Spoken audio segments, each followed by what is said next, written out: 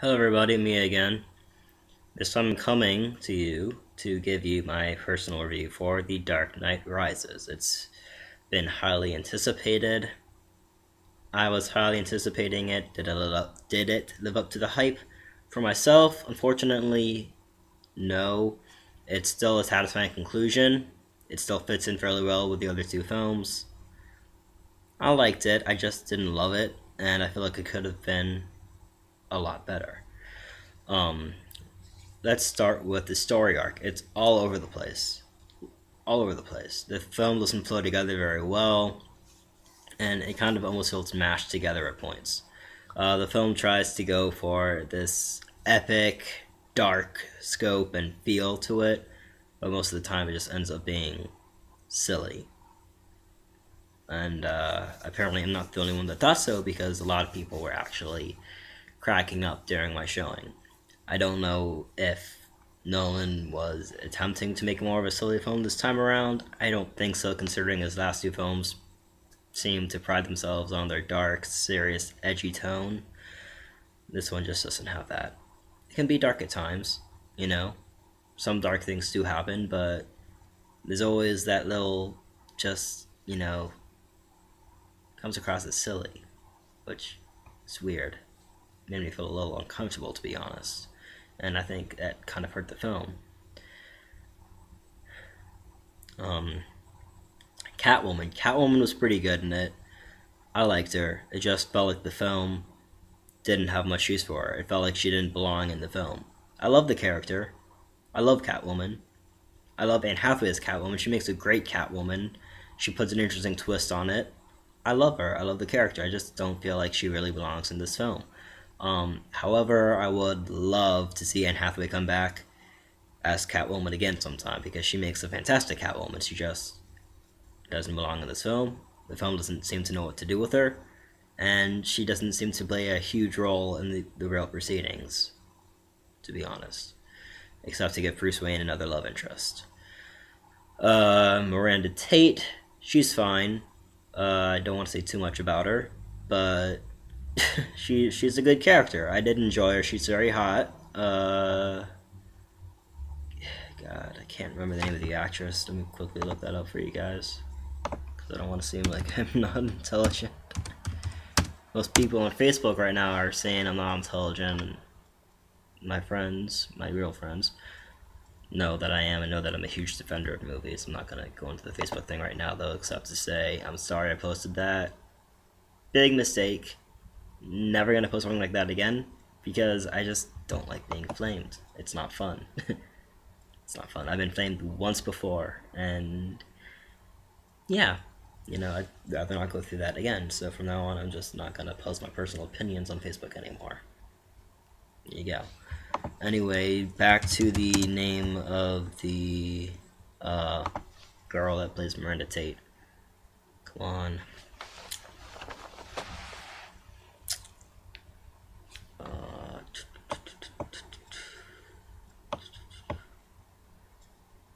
The reason my internet connection is slow as molasses. Come on. Come on, you piece of crap. That's not wanting to work. Come on. Come on. She's the girl from Inception. I just can't remember the name off the top of my head. Why won't we work? Screw it. I'm not gonna do it. It's taking too long. Wait, nope, here we go. Here we go.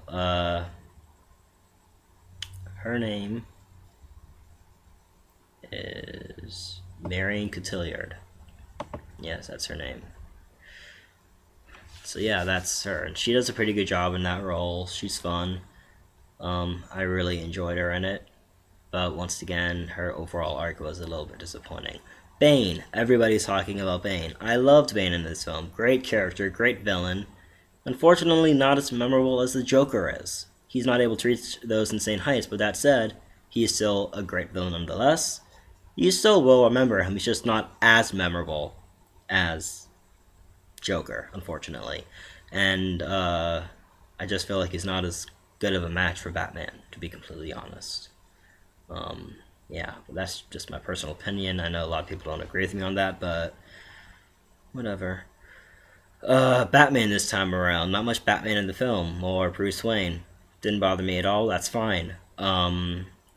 Some weird little story pieces here and there didn't really fit together all that well. Like it starts out with Bruce Wayne with a limp and a cane.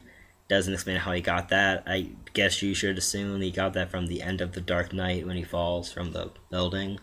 It also, then the film, quick throwaway line says he's got weakening bones. That's maybe another cause. I don't know. But, in my opinion, the best character in the film was Alfred. Michael Caine. He does a really great job. He's very sorrowful, very remorseful. He's starting to feel more responsible for Bruce. And for his, if he dies, he feels like it'll be his personal fault for feeling him. So that's interesting. Joseph Gordon-Levitt is John Blake. Amazing character. Loved him. Not Joseph Gordon-Levitt's best performance, but still a memorable one and still a great character in the film, especially considering the ending. I'm not going to say much more about that. Show on that for a little while. Quick shout out to the families and victims of the terrible midnight shooting. My heart it's with you. I am very sorry. I saw the film at a midnight shooting. This could have easily not shooting, midnight showing. Bad slip. So I saw it at a midnight showing as well. This could have easily just been me or my brother. This could have happened anywhere. And my heart is truly with you. I am truly sorry. And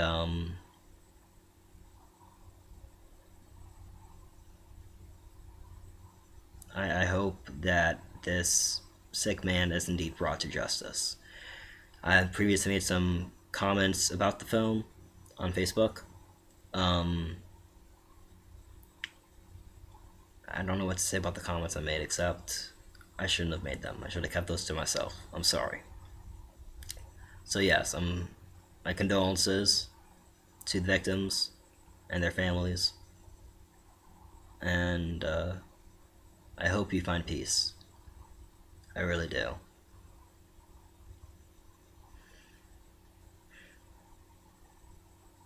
Sick.